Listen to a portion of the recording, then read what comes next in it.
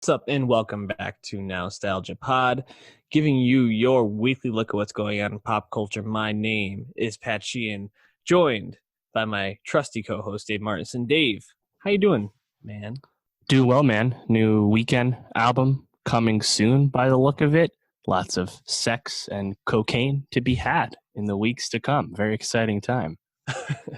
Those two singles dropped this past weekend. We added Heartless to our Nowstalgia Best of 2019 playlist, so check it out. Unfortunately, this is the only music talk we really got this week because we're mostly going in on some big movies that came out, some prestige movies that have been doing fairly well in terms of the box office for one of them, something that you talked about last week in Knives Out. And then we're going to also talk about Martin Scorsese's movie, The Irishman, and The Report with our very best boy, Adam Driver. So before we jump into it, if you are watching this on YouTube, hit that subscribe button. If you're listening to this in your earballs, go to soundcloud.com/nostalgiapod and follow the podcast any way that you enjoy listening to it.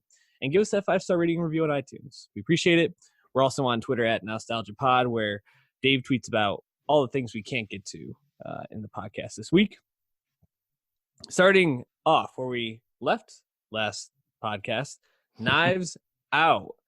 Finally was able to make it. Although I do have to say, right before my showing, they showed the trailer for the Fox News movie that's going to be coming out Bombshell. twice. Yeah, they showed Bombshell twice in a row, the trailer for it, and I Really? was like, God damn it, is this going to be another issue with like the Got to hear Billie Eilish twice. Yeah, I mean, that was pretty cool. But no, it showed, and yeah, probably the most fun I've had at the movies in a very long time. I think you did a great job doing a non-spoiler breakdown of the movie last week on our podcast.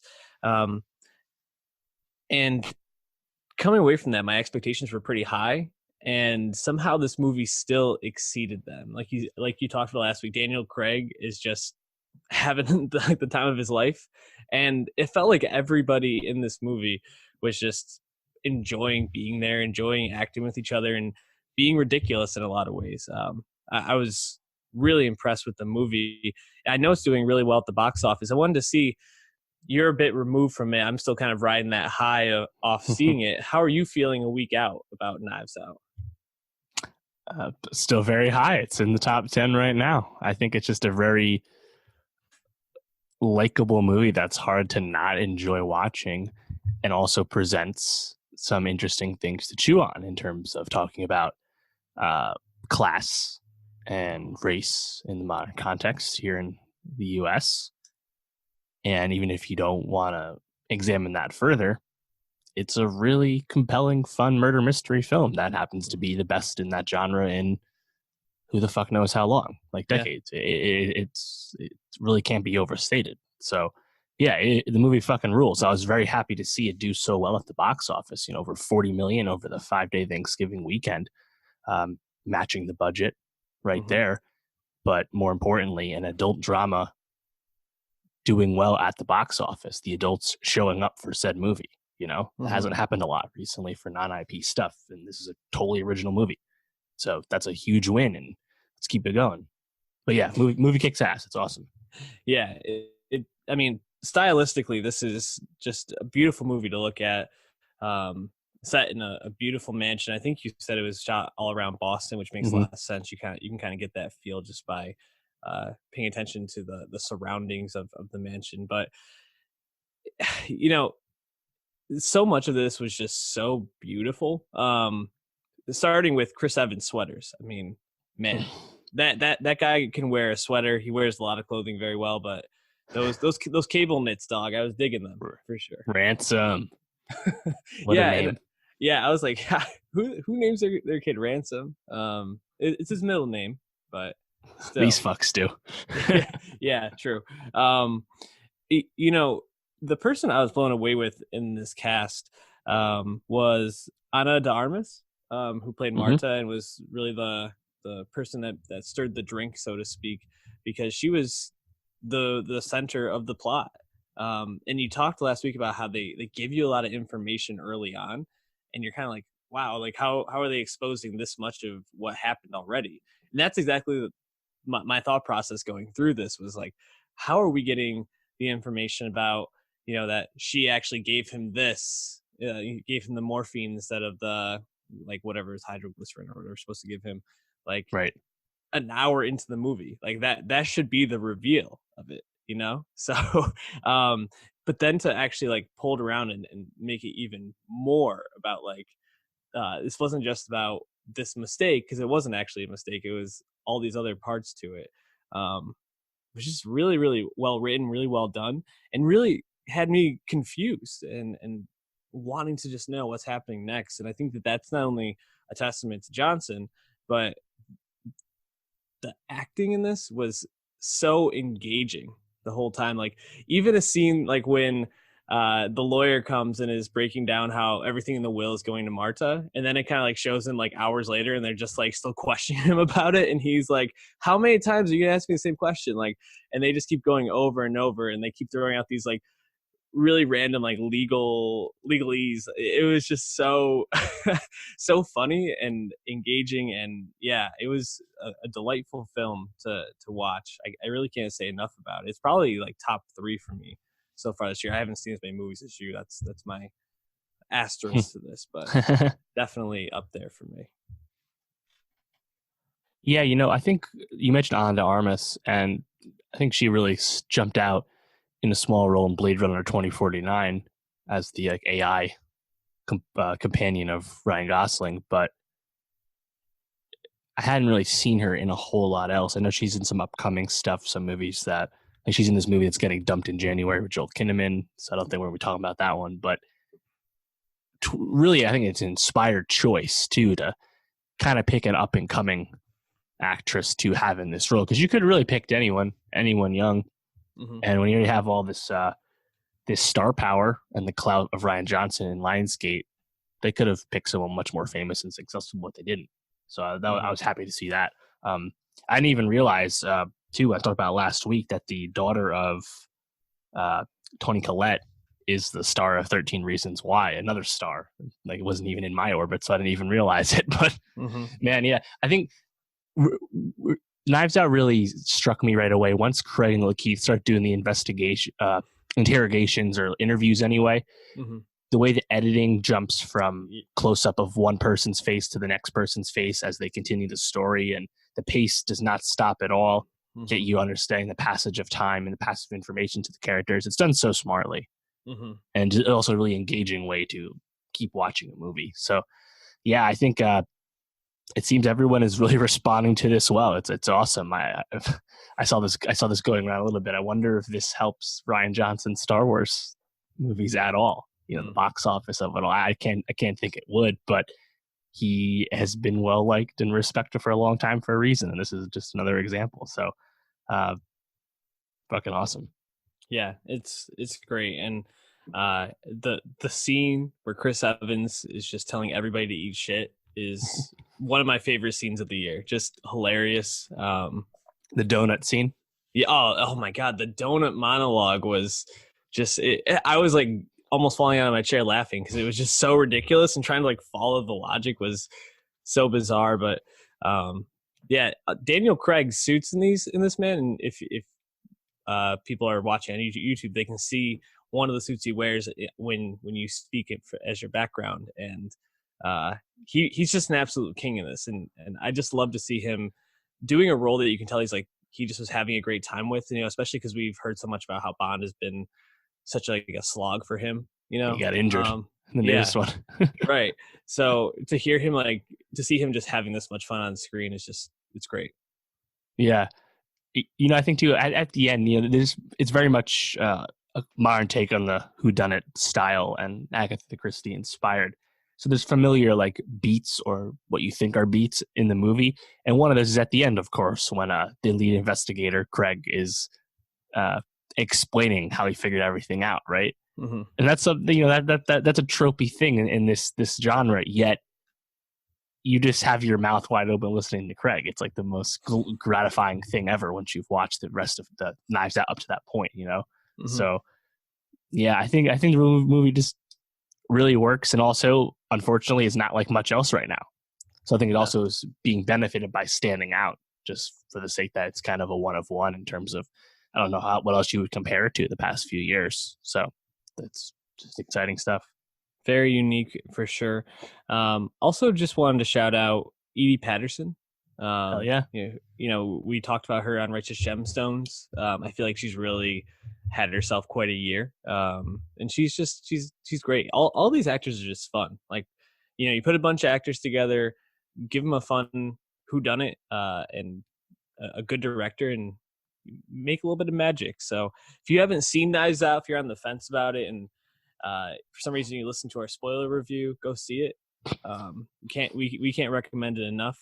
But that was the only movie I made it to in theaters, and I think for you as well this week. But luckily, prestige movies came right into our living rooms, and we're gonna start with one that was on Amazon, uh, The Report, the Scott Z Burns film, starring, as I said earlier, Adam Driver. This was a movie when I saw the trailer, I was very excited about this because it felt a lot like a modern All the President's Men in a way. Sure. Spotlight kind of was like that too. A couple of years back, obviously won the Academy Award for Best Picture. And I was I was pleasantly I was appeased by this film, but I don't think I was as blown away as I was expecting. I'm wondering where you fell with it, and then maybe we'll start talking about what we liked, what we didn't like. Yeah, I like the movie. I like it because I think this is a very engaging story. Obviously, this it's really just is a docudrama, and that story about the investigation into the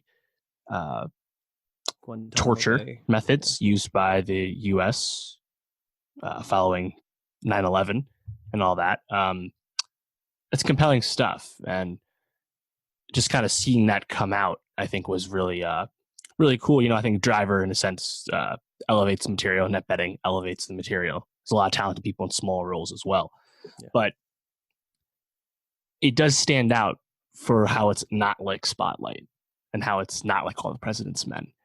When Driver meets with Matthew Reese, who plays an unnamed New York Times reporter, he doesn't give him the evidence. He doesn't hand off. He doesn't leak anything. Mm-hmm. There's no moment where the CIA chases Driver as to try and get him from leaking something or passing off something, right? Mm-hmm. Like the pulp that you expect in these stories isn't there because the movie's just faithful to how it actually happened. Right. So it's dry in that sense. Yeah. And I think it kind of works with how the story is going, because I think you can watch The Report, which is really about, stuff. This investigation by Daniel Jones, who Driver plays. This happened she started doing this 12 years ago, right? A little more than that. Like it's a little dated, but you can still kind of apply this movie to today. And I think I like how the movie doesn't take a partisan stance the way Jones is warned at the beginning. You're gonna have 3 Republicans and 3 Democrats on your team. This is by the book thing. We just want the facts, no slant. I think this movie kind of is like that too, because it doesn't pull punches for either side. So I still quite liked it, but I think it can be dry for some people. I totally understand that. Yeah, where I think I was a little bit just felt on the fence was, there's a duality to this movie, right? So there's the piece of it where it's about this investigation, and they go pretty in depth in terms of showing the bunk psychology behind these torture techniques, the philosophies, and the cruelty that was going on in these prisons, and I think that part is incredibly fascinating, seeing why they were doing these things, seeing how it kind of came about, how it actually played out, which was tough to watch sometimes, the actual torture scenes. Right. And then also kind of seeing Driver put the pieces together of the investigation was really great. I feel like where it kind of maybe wasn't all of that it could be, or I was left a little bit dissatisfied, was just with the personal side of it, because they did try to pull in how this was impacting Daniel Jones. mentally, how he became very obsessed with it. You know, there was a scene Mhm. in the beginning where they're like, "Do you ever take a day off?" And he said something along the lines, "I haven't taken a day off in 5 years since this investigation started." Um, and you know, I think the the fact that he was able to do this is incredibly impressive, but you kind of are just left seeing that this is kind of pushing him to the brink of like like um his ability to like deal with anything. He's just like so on edge and so incredibly stressed out by the pressure of this report.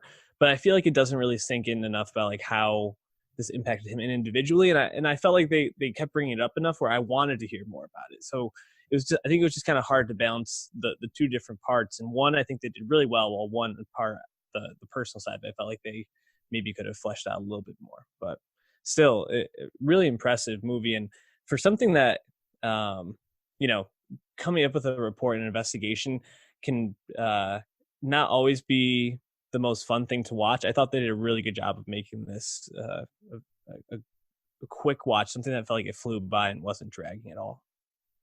Yeah, I agree. Yeah, just this thinking about the rest of the cast, like Tim Blake Nelson comes up as a guy who was in at one of the black sites and protested what was going on, and he meets with driver once, and that's it. Again, like he does not become deep throat in this story. He just kind of makes his thoughts known, and that's it. Sarah Goldberg, small role in the beginning, but she kind of gets to what you were just saying about how the social life of people working on this kind of task, how that would be impacted. And I did think she was pretty good in the few lines she had. Cool to see Michael C. Hall in something more mainstream. I haven't really remarked about him in quite some time, now that I come to think of it. But then Ham, kind of playing someone that you can go either way on his character. Of course, he's playing Dennis McDonough, who became Obama's chief of staff. And I think what the movie really started to hit for me is when we transitioned from the obvious criticisms of how things were handled under the Bush administration, and then you get to the Obama's first term and how some things changed and some things didn't. And you kind of get the sequel, of if there was to be a sequel about drones and how drones have been used by the U.S. the past 10 years, right? And I think that's a lot more public already than the torture methods were at the time. The movie didn't really pull any punches, which I really respected. And I thought Annette Bening, as Dianne Feinstein, who's obviously a Hall of Fame civil servant as far as U.S. history goes in terms of just having a long career in government. Annette Bening, she wanted to get the Oscar. She's been trying the past few years, you assume, given the kind of role she's doing. Obviously, this is not going to happen, but it was another good performance from her, which is just the norm. So yeah, I think it's it's just well told story. Corey Stoll comes up playing a expensive ass lawyer, and you're like, yeah, I buy this. I buy everything I'm watching. Yep. Yeah. It incredibly well acted. I think the writing, just the way that they kind of structured the script is really impressive.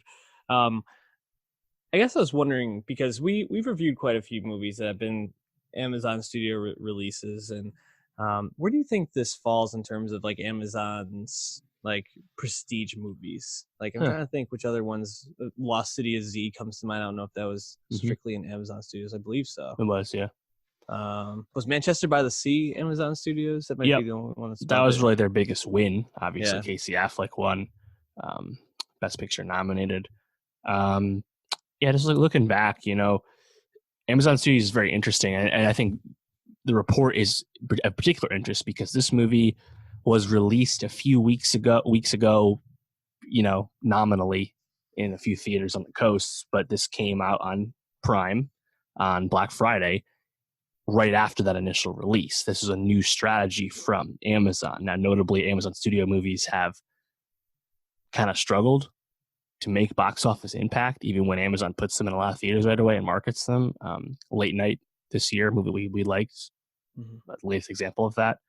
The Goldfinch is a Amazon Studio movie, certainly bomb. But yeah, in terms of like their best movies, I think this is towards the top. I would defer to Manchester, and there's one other one at that time I'm trying to think of. Lost City Z. Oh, The Big Sick. That's it. Oh yeah. Yeah. That's a really good one too. A lot of good movies this decade, and And then they had a lot of good stuff too that again no one really saw. Like You Were Never Really Here. Don't Worry, He Won't Get Far on Foot. Beautiful Boy. They did U.S. distribution for Cold War. So this year they have Honey Boy as well. So it's never been a quality problem with Amazon. It's just finding an audience. They just can't find an audience the way A24 has and Neon has started to. And The Aeronauts comes out on Friday with Eddie Redmayne and Felicity Jones, and that will be coming out on Prime on December 20th, and a kind of similar path for we just got for The Report. So we'll see how that goes. But yeah, it's very interesting, and you can tell that Amazon Studio, especially as they've had like leadership changes, is just trying to get more stable. They're definitely struggling as far as the small houses are. But yeah, Report, it's available to everyone, and I think people should watch it, especially if they're interested in this subject. Definitely check it out. You've seen Marriage Story already. I have. Also comes out Friday. Just to see where you're at in terms of driver performance, how do these two performances measure up? Yeah, well, so Daniel They're so different. Yeah, they're very different. Daniel Jones is kind of just a really driven guy. And Adam Driver, just by his talent, can kind of make that more palpable and enjoyable. But at the end of the day, he's a guy grinding, Microsoft Word and shit for hours at a computer screen. And, when he has those conversations where he gets heated talking to Annette Bening, you're like, yeah, there's Driver. He just can elevate material. Mm-hmm. But it's not like the best role or anything. Again, I think that speaks to just the dry nature that is this, factual story. That's just the way it went down, right? So there's only so many moments for a Driver to stand out. Mm-hmm. Marriage Story is anything but that. It's a very showy performance, especially at that climactic or anticlimactic fight scene that he has with Scarlett Johansson, where you get a little Kylo Ren. So yeah, this is not in the Driver canon, but it's kind of like the Driver. He's always good. Yeah. I think we're definitely going to get an Adam Driver Best Actor nom, but it's going to be for Marriage Stories, pretty much what everybody's saying. Although The Report, obviously still a testament to his ability as an actor, and he's just awesome, man. Like everything he's in right now, he seems like you can't miss. So definitely check out The Report. You almost certainly have Amazon Prime, so you can watch it. You probably also have Netflix, which dropped The Irishman this past Wednesday, right before Thanksgiving. And man, Martin Scorsese. So we talked a little bit about The Irishman and mostly about the runtime, about how we were feeling about it. And I was saying 3.5 hours, a little too much. Cut it down. Try to make the story a little bit more succinct. I shouldn't have doubted Martin Scorsese at all. Yes, I was worried you were going to double down. I will say I think there are some parts where the movie breathes just a little bit too much at times, and listening to objectively, it's long. Yes, it is, obviously. And I watched this in 2 sittings. I watched the first 2.5 hours, and then naively saved the last hour for just another showing, which was tough because that last hour is bleak. But I still found everything about this movie incredibly engaging, and to use a word I brought up a lot today. But that's important for a 3.5 hour movie, because it like a movie like Silence, where you have Andrew Garfield and Liam Neeson and Adam Driver, and they're basically just going through these torture scenes, and they're just kind of like sitting not there having fun basically the entire time. The whole time. Neither is most of the Japanese people in the movie. Yeah, it's just misery. That feels like a long 2 hours and 45 minutes. This felt like a very quick 2 hour or 3.5 hours. Yeah. And I think that's a testament not only to the performances. I mean, you have these three guys basically centers around Pacino, Pesci, and of course De Niro playing the main role. And everything about it is just gripping. whether it's Pesci playing this like obvious sociopath as Buffalino, but also in this very like calculated way. It's basically like the opposite of his Mhm. That's Casinos. Tommy. Yeah, it's Tommy. Yeah, or Goodfellas. I'm sorry. And then you have Pacino as Hoffa, and he's dialed up to 15 pretty much the entire time, just like screaming all over the place, just like in the best ways possible. And then obviously De Niro kind of playing the middleman, playing the main character who's driving the story along, but also a tragic figure who uh, doesn't realize how much he's actually losing by the relationships he feels like he's gaining from. So it's a really great movie, and it's another one of Scorsese's just brilliant pieces of film. I'm assuming you felt the same way. I did. And I think The Irishman, you have more of an appreciation for it if you're more familiar with Martin Scorsese's work. Mm-hmm. There's some obvious stuff, like towards the end, you have a tracking shot in the nursing home where Frank Sheeran's old ass is, living out the rest of his days alone. An obvious homage to the Copacabana scene, famous in Goodfellas, one of the most iconic tracking shots there is. But then there's more subtle things, right? Like The Irishman at no point through Frank's narration ever really glorifies what's happening. And by the end, you see how much he had lost, as you said, and how alone Frank was, and the feeling of unfulfillment that kind of goes in the face of past things that Scorsese has tried. Goodfellas, despite ending poorly for Henry Hill, looks like an amazing time the whole time, right? Mm-hmm. And Wolf of Wall Street, while not a gangster movie in a traditional sense, definitely looks like it's fun to be Jordan Belfort in the moment, right? Even if that's not some movie that really even endorses what's happening, it's definitely enjoyable, and thus has lent itself to many a meme, as we all know. Mm-hmm. But The Irishman felt so meta to me, and like why? And I think part of it too is De Niro is old. He's 70, 76, 78. Shedding right down. Marty 77, Pacino 79, Pesci 76, and I forgot how old De Niro is, but he's around that age. Mm-hmm. And even though he was de-aged, which I think looked nice, he's still moved as an old man. And kind of seeing him move through the movie, like almost like 76, by the way. Right. Seeing him be like more slower and more measured, it just really felt like a perfect capstone on this like gangster genre. And like, do we ever need a movie about the mafia again? Like, I honestly don't know if we do. Like I don't know. Between like the two Godfather movies from Coppola, and then the 3 movies that he's done, Marty, with Irishman, Casino, and Goodfellas. Like, I mean, like I just don't know, like cinematically, like what can we get new? Like, obviously we can revisit new characters, and I think partially I liked about this just from a historical standpoint is Russell Buffalino and like the Philly mob is not something I think anyone's that familiar with, right? We know the New York stuff and we know Chicago from Al Capone, but we don't really know all the other big aspects of the Casa Nostra, right? And that was cool to see. But and like we could get new, less famous mobsters, but like I just like what does anyone have left to say about like mobsters anymore? I feel like this was an amazing capstone. I mean, it's an amazing movie. I think that there's always going to be stories to come out of it, just because the mob has so many myths and so many actual fascinating fascinating stories. It's just like even if it's a fictionalized version of the mob or something like that, I think there will always be room for mob movies.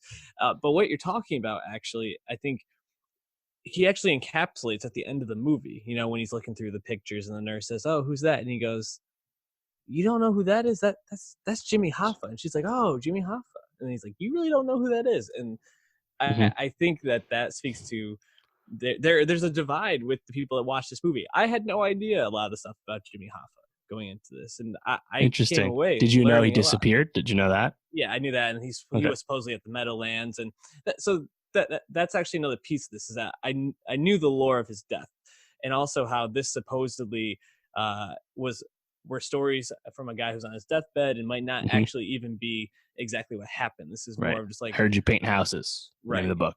Yeah, a man recounting his memories or what he says happened. We don't even know if it's true, and I think it's actually been debunked, a lot of what he said. So it's just fun, interesting stories. And one point I wanted to go back to you talk about was the de-aging. I thought the de-aging looked a lot better than I expected it to, but I also felt very confused at times. You talk about the scene where De Niro goes to beat up the grocer, and if for some reason they just wanted to have De Niro do it, and he's taking these little steps to steady himself, which someone who's supposed to be, I think, 30 to 35 would not. He never do, looked as young as he was supposed to look. Right, and that's the thing, is that I was like, how, like, is this guy 20? Is he supposed to be 30, 40? It left me guessing a lot of time. He's already married with kids. Yeah, this is supposed to be well in the past. How far back? It's never that clear. But he did look quite younger. And I did think the effects overall were good. But at the end of the day, he's an almost 80-year-old man. You only can make him look so young. Yeah. And he can't move young. Like, they had to train him. Like, that was a lot of the behind the scenes of the whole movie's fascinating. Like, they would have multiple cameras right in their faces for the de-aging purposes. And, these world-class Hall of Fame actors had to be, like, trained and coached about when to move to each camera. Yeah. Make sure the effects were recorded correctly. But yeah, it's hard to coach a guy to move like he did 40 years ago, Right. Yeah, that's the thing. It's like coordination is something that you can't de-age, really. But overall, I thought that was good. I think, if anything, the takeaway is that there's probably a limit to it, because I think when they were playing, like, in their late 40s to 70s, they looked, I mean, obviously when they're in their 70s, they look like they're supposed to, but I could barely tell that there was de-aging just by knowing that there was. I knew, but otherwise I thought that looked perfect. But yeah, it was there was a lot about this I liked, and one particular person stood out to me, and that was Stephen Graham, playing Tony Pro. Man, he was awesome in this. And I was familiar with him from Boardwalk Empire. He played Al Capone in that. It was also good. I don't remember him being to this level in that. And pretty much every scene he was in, I felt like he stole it. Whether it was the scene where he showed up late and then was wearing shorts, and who wears shorts to a meeting? Nobody. Or where they start fighting in the prison.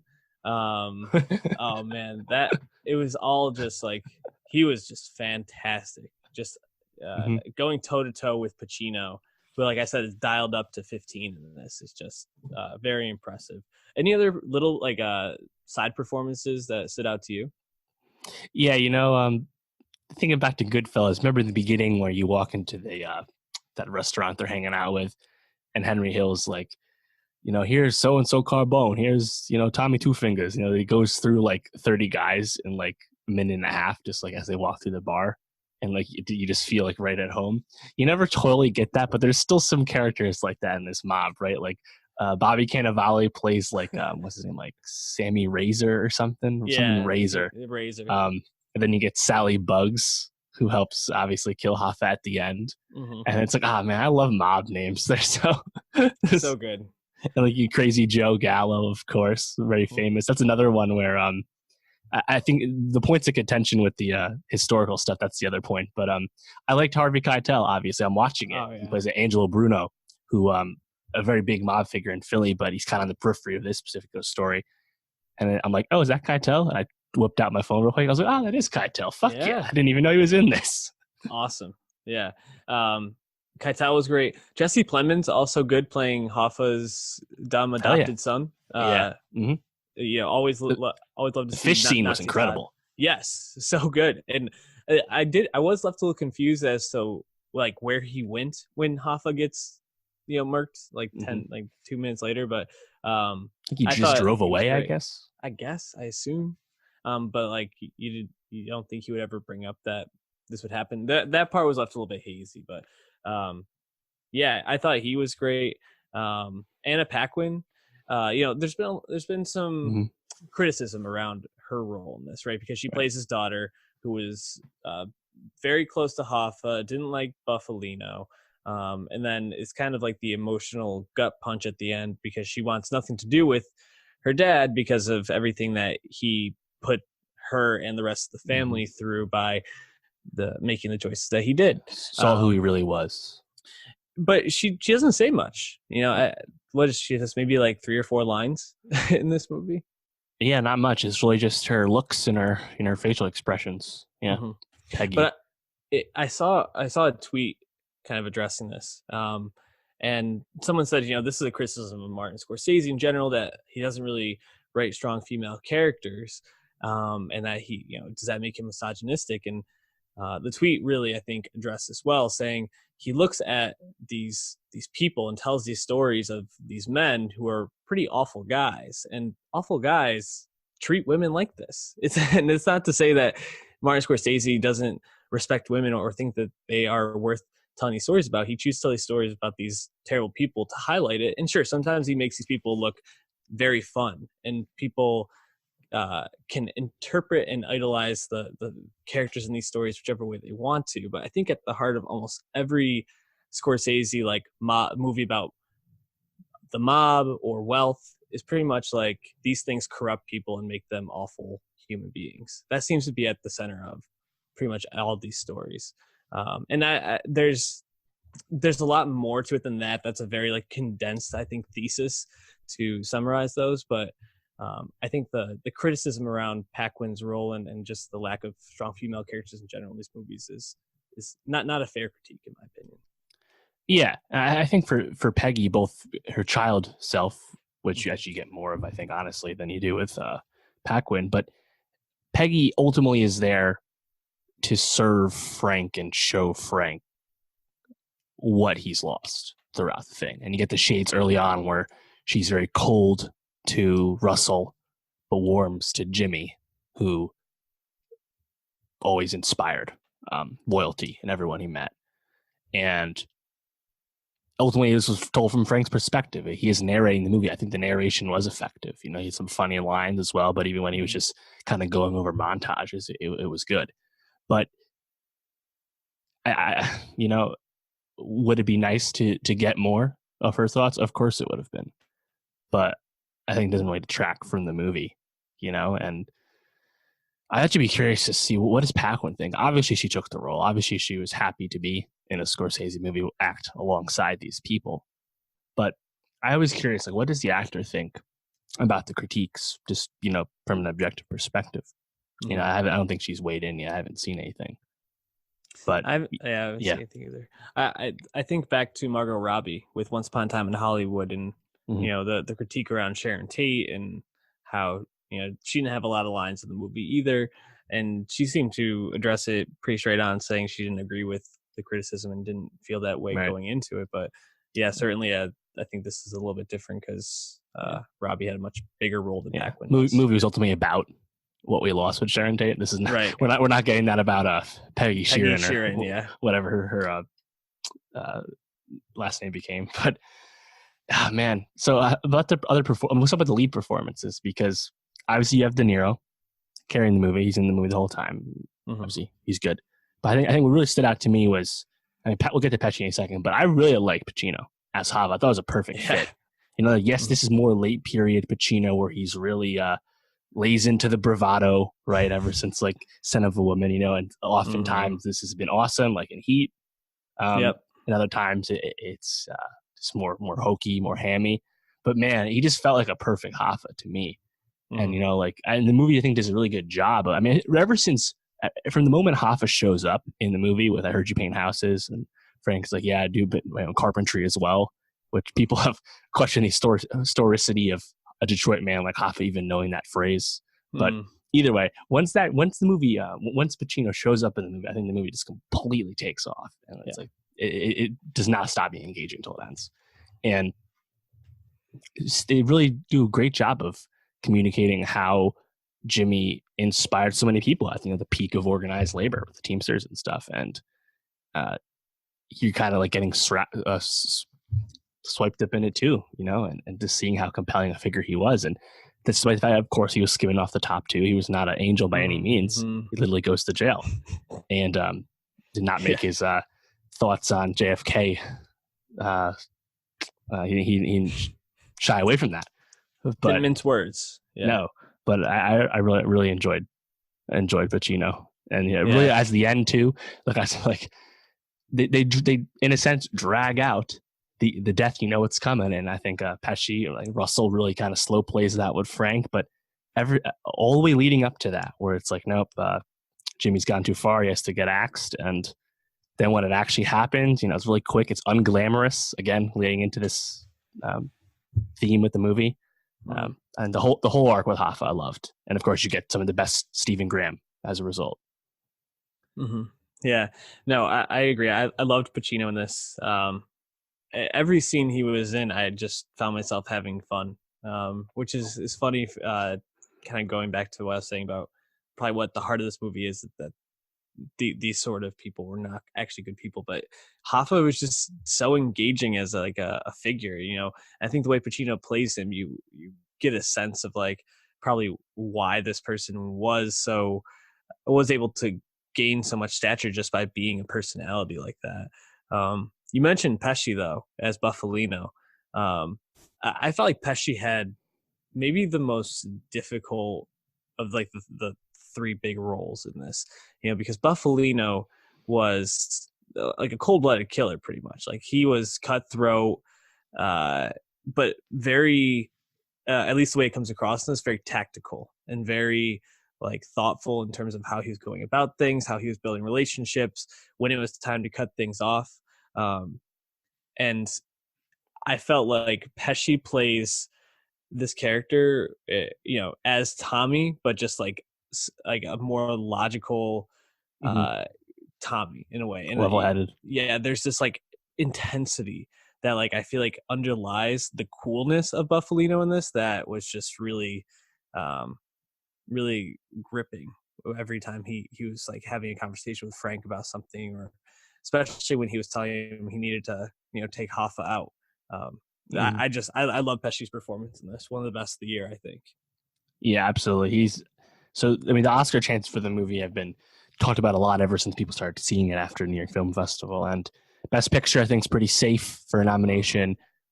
I think Pesci is very safe for Best Supporting Actor. I think the other ones are more curious. Will they get a second Best Supporting with Pacino? And will De Niro also get a Best Actor?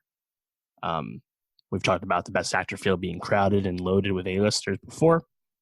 And Best Supporting is not quite as loaded, but I wouldn't be surprised if all three get nominated, to be honest, considering I think Netflix played this really well. You know, we talked about the movie not getting the traditional release. Netflix and the theaters cannot come to terms over a exclusivity window. I think it came out to about 12 days was the difference in the end. And then they put it out right for Thanksgiving weekend when everyone's together and everyone, you know, see someone after a long time apart sometimes. And in that case, it's just like everyone seeing Pesci again, who really has not been around in a major way since the 90s. Yeah. Not to mention De Niro and Pacino reuniting again for the first time of actual consequence since the 90s. And I think the narrative is there. And everyone's fucking watched this movie this past weekend. Yeah. You know, like I think that's the thing too. It's like people have seen The Irishman despite the length. People talking about it. Scorsese has been in the news for nonsense and for good reason. Yeah, past few months. So yeah, I think the campaign will be fun, and hopefully we'll get Pesci again, because even if he doesn't win, we'll just get reminded, of course, of when he did win for Goodfellas, and he gives like a 5-word speech or whatever. You know? Yeah. No, absolutely. I wanted to give a quick shout out to one other character in this, and that's lawyer Buffalino, I called him, but really Ray Romano. Yes. Everybody loves him. Yeah, you mentioned The Big Sick earlier, and I feel like Ray Romano as a character actor good point. has been on a bit of a roll recently. You know, besides the was it Scorsese who he was doing the show on HBO with that flopped with Cannavale as well? Was he on Vinyl? Oh, yeah, Vinyl. Yeah, he was on Vinyl. He was like a director or something like that in it. But other than that, I think pretty much everything that Romano's been in recently, that he's done a serious role, has been really, really good. Um, I'm I'm glad to see this because I was not a big Everybody Loves Raymond fan. There, some episodes I like, some I didn't, but I, it's nice to see that he had a lot more to offer than just Yeah, what I would consider absolutely. a crappy sitcom. So, any other thoughts on the Irishman? Shout out Steve Zalian, responsible for the script. Ultimately, I think this movie is all script. In a movie this long, you think, oh, there'll be huge set pieces that take up time. No, not really. This movie's all character. It's all writing. It's basically constant dialogue, except for a few moments of violence. And part of that is due to the talent of the actors, but ultimately you need a good script. And I think this script is really, really impressive. Yeah. And despite its unwieldy length, it really kind of captures its arcs in a succinct way. The overall arc of Frank, the Hoffa arc, which we already remarked on how much we liked, and kind of everything in between. So, yeah, a best adapted screenplay also would not shock me. Yeah, I was gonna say I think that's a shoo-in, in my opinion. So, definitely check out The Irishman if you're one of the few people in the country who hasn't. I'm sure we'll get those Netflix statistics soon that say like 500 million people have watched this movie in the more last people 10 than we days have or something. subscribers. Yes, exactly. But that's gonna do it for us this week. However, or at least we'll say for this episode this week, because later on this week we are going to start our best of the decade talk, starting with movies. I wonder if any of the movies we talked about today will be on any of our lists. I'm going to say probably not, but potentially. No, don't think so. Close though. Yeah, Irishman. I think if someone had it on their list, they could certainly make a case for it. So so stay tuned for that and hit that subscribe button on YouTube. If you want to get ready for our weekly pod next week, Dave, what should the people be getting caught up on? Marriage Story is out on Netflix on Friday. You can check my spoiler-free review on that. If you somehow don't know why people like that movie, Pat was very excited to watch that. We know. Camila Cabello's second solo album, Romance, comes out on Friday. That'll be interesting. And Silicon Valley wraps up its final season on Sunday. Yeah. And The Aeronauts, I think, again, opens up, at least tangentially. Probably won't be by me or you, but it's out there in the world now. And and Marvelous Mrs. Maisel season 3 drops in full on Amazon on Friday. We'll talk about that in probably 2 weeks. So things are still coming out. It's going to start winding down, thankfully, in the next 2 weeks. But thankfully, yeah, content coming. Stay tuned. Stay tuned. Again, hit that subscribe button. Follow us on Twitter at Nowstalgia Pod. We'll catch you next week.